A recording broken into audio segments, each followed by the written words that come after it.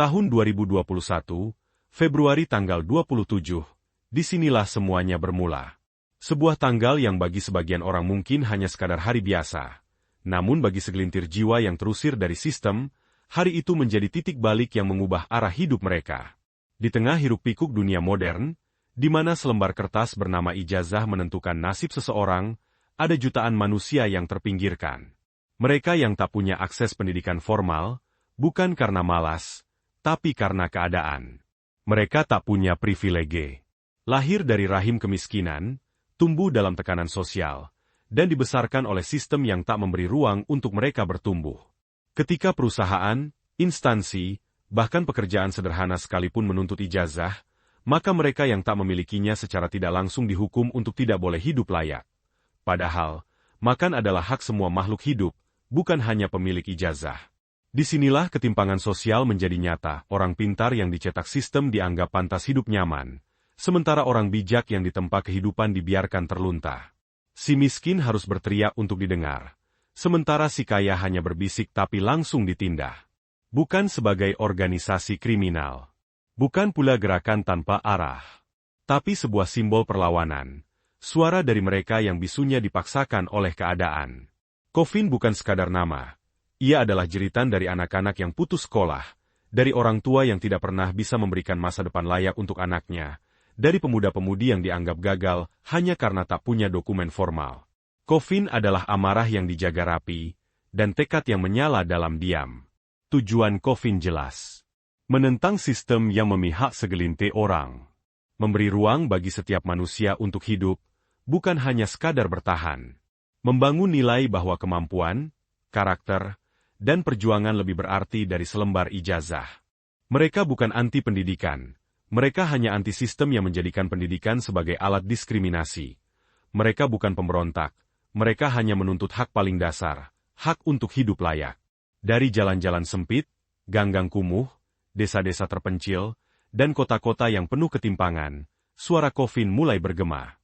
Mereka tak memakai jas, tak duduk di kursi mewah. Tapi mereka punya sesuatu yang jauh lebih kuat, keyakinan. Keyakinan bahwa semua manusia pantas untuk hidup dengan bermartabat. Dan tak satupun sistem boleh mencabut itu, hanya karena seseorang tidak punya ijazah. Dan itulah awal dari sebuah gerakan yang tak bisa lagi dibungkam. Coffin bukan sekadar organisasi. Ia adalah perlawanan. Ia adalah kehidupan. Ia adalah cermin dari rakyat yang telah lama dibungkam. Keringat, dan jalan sunyi Coffin. Hari-hari setelah pendirian Coffin tidak dipenuhi sorak-sorai. Tidak ada karpet merah, tidak ada sambutan meriah. Yang ada hanyalah tatapan sinis, tudingan keji, dan stempel buruk dari masyarakat yang belum tahu apa-apa, atau memang tak mau tahu. Subki, salah satu pendiri Coffin, pernah berkata, "Kita ini bukan pemberontak. Kita hanya tidak mau dibodohi terus-menerus." Asterisk. Lahir dari keluarga nelayan yang rumahnya lebih sering kebanjiran daripada terisi makanan, Subki tahu rasanya dihina karena miskin. Dia ingat waktu kecil harus berpura-pura tidur agar tidak ditanya kenapa belum makan. Ia tumbuh tanpa listrik, tapi tetap punya mimpi besar, walau sering dianggap gila. Teman-temannya, sesama anggota Coffin, datang dari latar belakang yang tak kalah kelam. Ada Didi, yang diusir dari sekolah karena tak bisa bayar SPP. Ada Leman, mantan kuli bangunan yang dipecat karena tidak punya ijazah teknisi. Ada Ijah, yang harus mengubur cita-citanya jadi bidan karena lebih dulu dikubur oleh kemiskinan. Coffin tidak tumbuh dari kemewahan, tapi dari penderitaan kolektif. Aktivitas mereka sederhana, membuka pelatihan keterampilan gratis, membantu orang membuat usaha kecil, mendampingi warga yang tersangkut kasus hukum karena difitnah, dan menyebarkan pesan melalui seni, tulisan, dan suara, bahwa kita semua punya hak untuk bermartabat. Namun, pemerintah tak tinggal diam. Gerakan kecil Coffin dianggap ancaman. Bukan karena mereka bersenjata, tapi karena mereka menyadarkan rakyat, dan bagi sistem yang korup, rakyat yang sadar lebih berbahaya daripada peluru. Beberapa markas kecil Coffin dibubarkan. Para relawannya ditangkap, diintimidasi, dan dipaksa diam. Tapi Subki dan yang lain tahu, ketika suara dibungkam, tulisan akan bicara. Ketika tulisan dirampas, aksi akan bersuara.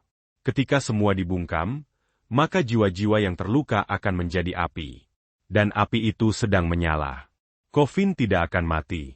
Karena selama masih ada ketidakadilan, selama ada anak kecil yang menangis lapar, selama rakyat kecil harus menyuap untuk hidup, maka Coffin akan terus hidup, di balik bisikan, di balik dinding, dan di balik hati orang-orang yang tidak lagi mau tunduk.